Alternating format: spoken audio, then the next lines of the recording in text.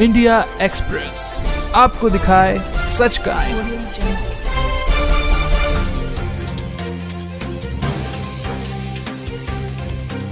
ये बापूजी की ही शक्ति है और उनका ही लगाव है जो आज भी हम उनसे जुड़े हुए हैं। आरोप तो बिल्कुल निराधार हैं, कोई भी ऐसी चीज़ें नहीं हैं।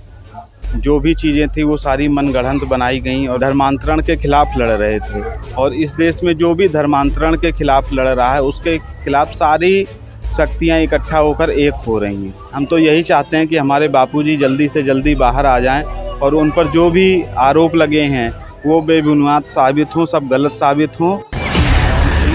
मैं कानपुर का ही रहने वाला हूं और बापूजी से मैं 2003 में हमने दीक्षा ली थी। हमारे पिताजी भी दीक्षा लिए हुए हैं और तब से ही हम बापूजी के ही सानिध्य में ही रहते हैं।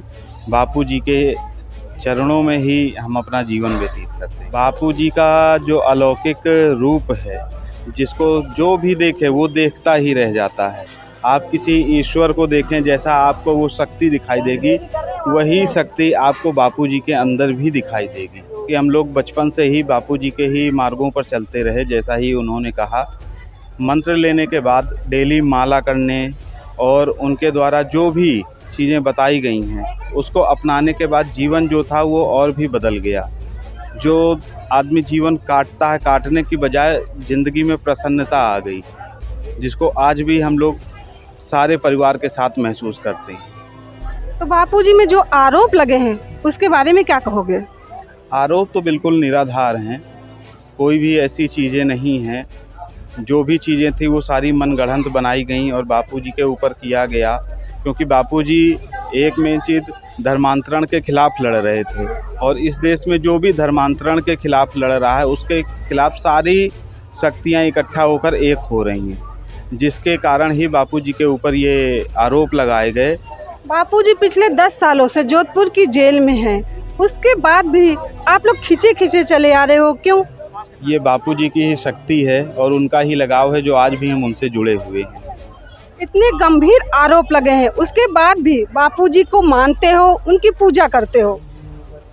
ये आपको बताया जैसा कि ये सारी चीज़ें जो हैं वो दूसरों के द्वारा की गई हैं जो नहीं चाहते हैं। क्यों? क्योंकि बापूजी इस देश को एक हिंदू राष्ट्र बनाना चाहते थे और धर्मांतरण के खिलाफ वो लड़ाई लड़ रहे थे, जिसके कारण ही ये सारी चीज़ें की गई। और बापूजी एकदम स्वच्छ साफ हैं और एक दिन वो जरूर बाहर आएंगे। तो न्यायपालिका एवं आप उत्तर प्रदेश कानपुर में खड़े हो, तो योगी सरकार एवं केंद्र सरकार मोदी जी से क्या मांग करोगे?